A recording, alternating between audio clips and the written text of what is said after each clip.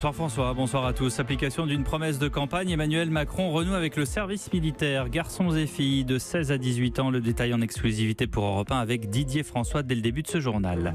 Le pape François a accordé une audience à Emmanuel Macron. Le chef de l'État continue de surfer sur la vague du multilatéralisme, dit-il, essentiel pour la paix entre les peuples.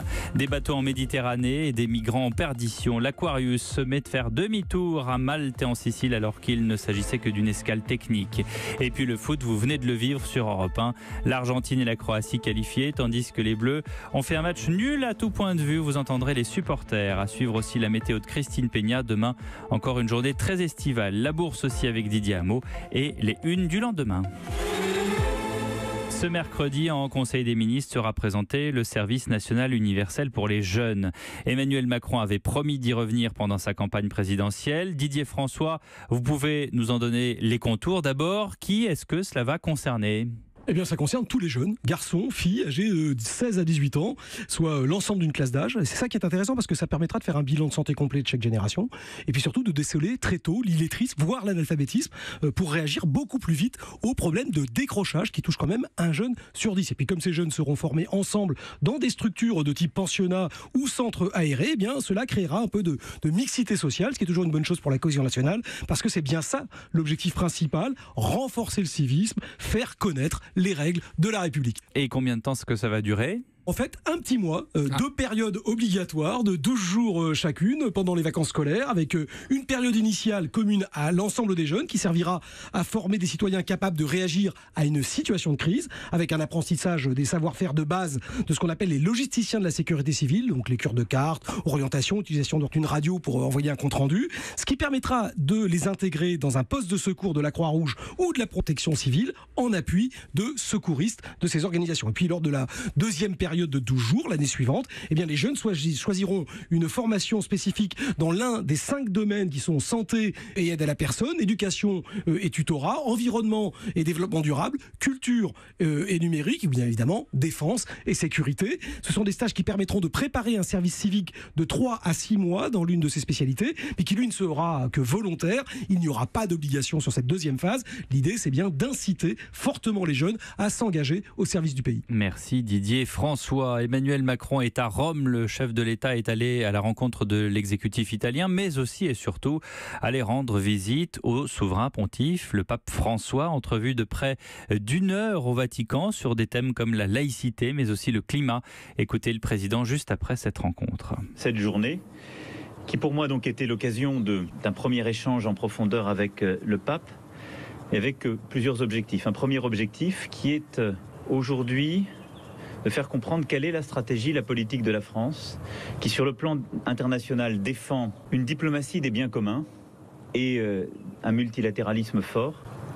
Également la vision que la France porte aujourd'hui d'un progressisme européen, à un moment où l'Europe vit une crise politique, puisqu'il faut bien la nommer comme elle l'est, entre le progressisme et la montée des extrêmes.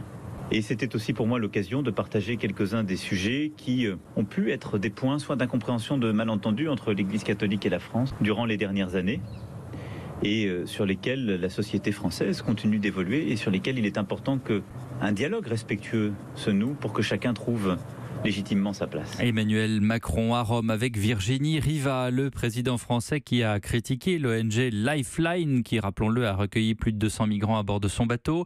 Un navire qui finalement a reçu l'autorisation d'accoster à Malte. D'ailleurs, à ce sujet, la France et le Portugal se sont dit prêts à accueillir une partie des migrants. Il n'empêche qu'Emmanuel Macron affirme que ce cargo a agi en contravention de toutes les règles et des gardes-côtes libyens et qu'ainsi on faisait le jeu des passeurs.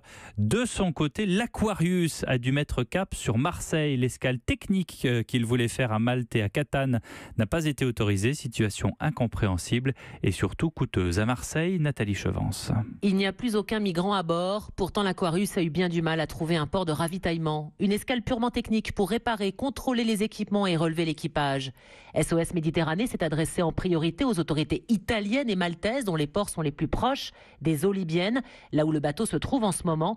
Mais c'est une fin de non-recevoir. Ce sera donc Marseille par défaut, d'où l'incompréhension de Frédéric Pénard, directeur des opérations. La logique, c'est que tous les ports sont ouverts. C'est plutôt le contraire qui nous est arrivé à Malte, où on nous a, sans aucune raison, dit qu'on n'était pas bienvenu au port de La Valette. C'est pas du tout une bonne solution. C'est 5 jours de navigation supplémentaires, inutiles, coûteux pour l'association, mais surtout coûteux en vie humaine, parce que c'est 5 jours où on ne sera pas dans la zone de sauvetage et on ne pourra pas du tout participer à porter assistance aux personnes dont on sait qu'elles quittent la Libye tous les jours et en quantité. Et ce détour par Marseille va coûter plus de 50 000 €, le prix de 5 jours de navigation supplémentaire, pour ensuite retourner au large des côtes libyennes.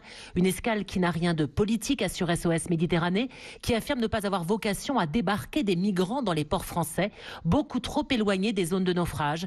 Pour l'ONG, c'est à l'Europe tout entière de mettre en place un plan humanitaire d'urgence. Marseille, Nathalie Chevance, Europe 1. L'affaire avait défrayé la chronique en 2014 lorsque plusieurs individus s'étaient introduits de force dans un appartement de Créteil. À l'intérieur, Jonathan, 21 ans, sa compagne de 2 ans, sa cadette. Cambriolage, arme au poing, mais aussi viol.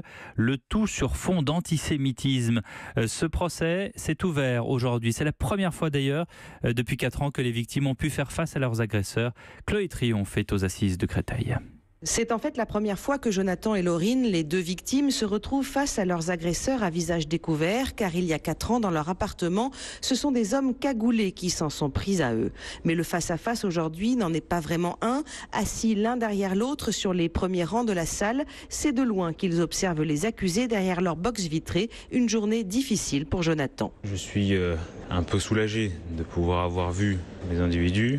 Apparemment, eux ne souhaitent pas nous voir. En tout cas, ils font comme si on n'existait pas. On n'a pas eu droit à un seul regard. Ceux qui ont déjà été interrogés, soit ne reconnaissent pas, soit ne s'excusent pas, en tout cas.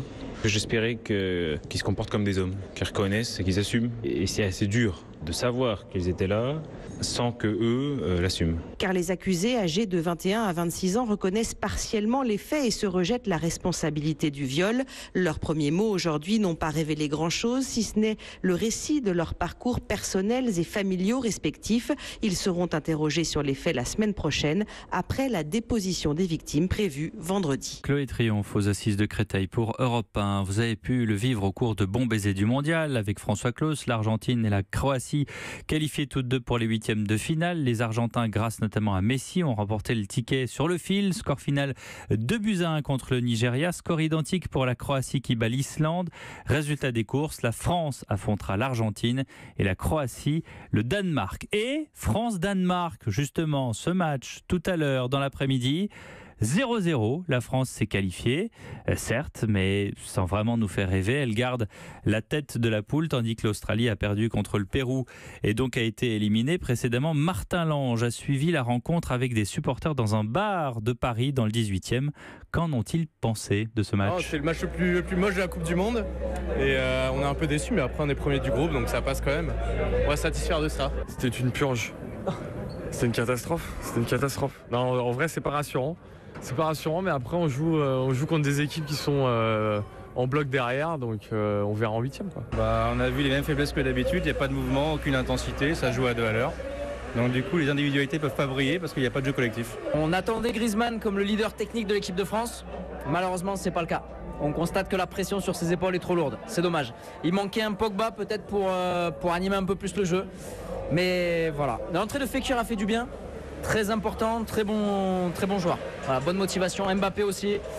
On croise les doigts pour les 8e et peut-être plus si possible. Voilà, une note positive sur la fin quand même des supporters parisiens avec Martin Lange. Prochain rendez-vous pour les Bleus samedi 8e de finale à 16h. La météo, Christine Peña et encore une journée estivale demain.